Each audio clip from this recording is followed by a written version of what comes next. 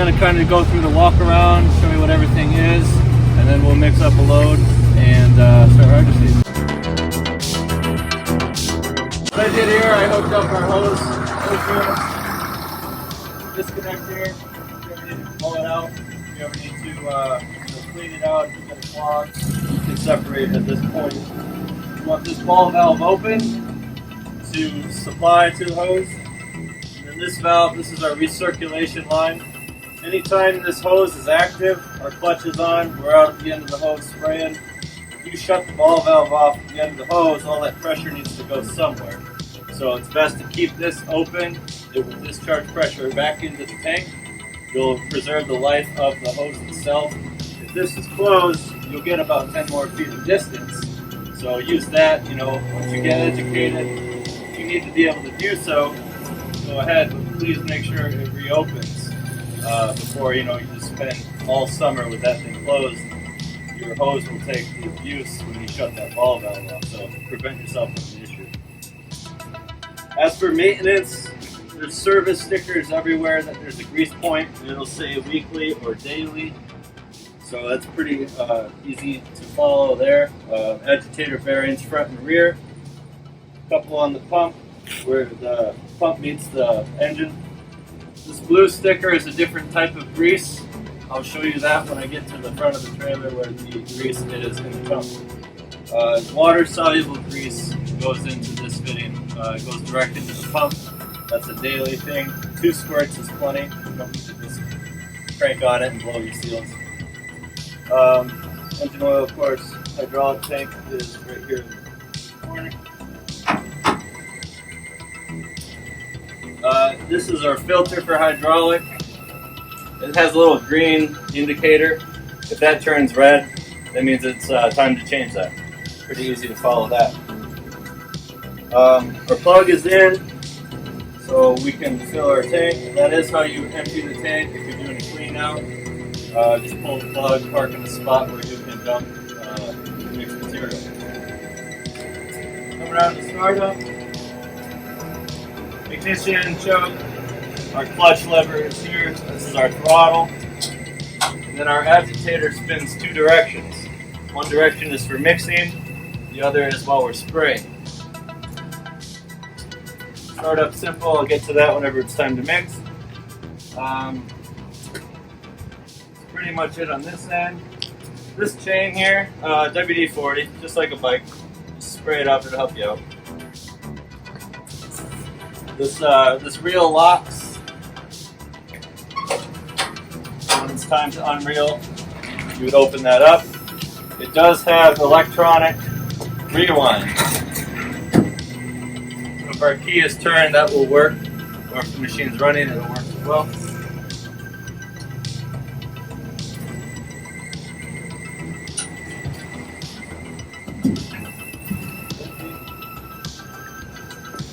Fuel fill is here. It is gasoline, not diesel. So you guys already have the water-soluble grease in a can. Do yourself a favor, label this with something, maybe, I don't know, a different color tape around it, something like that, just to keep yourself from mixing the two. If you do grease the pump with the wrong type of grease, you'll have to pull that canister out, clean it completely out. It's not fun. While I'm talking about that,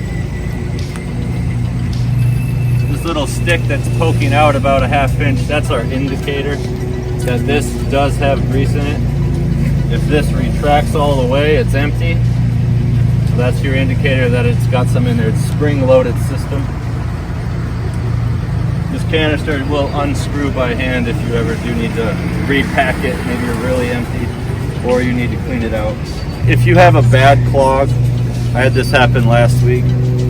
If you clog, it's because the material did not mix well. It's because a chunk of that mulch did not blend. A chunk of that mulch got sucked into the pump and clogs the pump here. So worst case scenario, you have to take this plate off the pump. To do so, just get this coupler off the elbow. Ignore these long screw heads, there's 4 of them. Those are for adjusting our calibration of the pump. You only have to do that maybe every 500 hours. Have a mechanic, you know, we'll get with that on the mechanic side. But as for out in the field, in about 10 minutes, you can undo these 8 bolt heads and this bracket. This main valve here, you can close. So if you have a full tank of material, when you pull this off, it will not dump 500, 600 gallons of mixed material. You can close the main valve, pull that open, you'll find your chunk of debris. Sometimes it's in the elbow. I'll show a picture of my phone if anybody wants to see what it looks like open. I just had it open Friday. Put it back together, open your main valve, and you're good to go. So let's go ahead and start the water. When it gets up about halfway, we'll start mixing.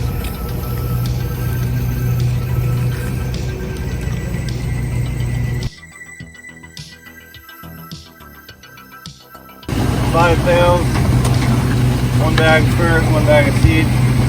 I always mix lightest material to heaviest. So when it gets up to the agitator, I'm going to start the engine, I'll start it spinning. I'm going to dump my bag of seed in first, it's lightweight. And then I'm going to mix my 5 bales. Then lastly will be the granular fertilizer. It just helps prevent anything from settling to the bottom. You pour the granular in first, it's heavy, there's nothing to hold it. You can start getting sediment in the bottom, that starts to rust things out. No need for that if you just change the order of how you mix them. And also if the seed was to go on last, some of it ends up just floating because it's too lightweight. So it's just the best way to blend. You got to put it all in somehow anyway, you might as well do it. The best way to mix. While that's filling, just go over the 3 different nozzles. We have 2 fan sprayers. They look very similar. If you look straight over the top, you can see that one is a wider open fan and this is a more narrow spot-on fan. Just work with which one works best for your job site. And then this one is a long distance nozzle. There's not much finesse to it. It just kind of shoots it out there. So you can get more distance than these fans. If you're at the end of your rope and you need to get out there, just switch to this one.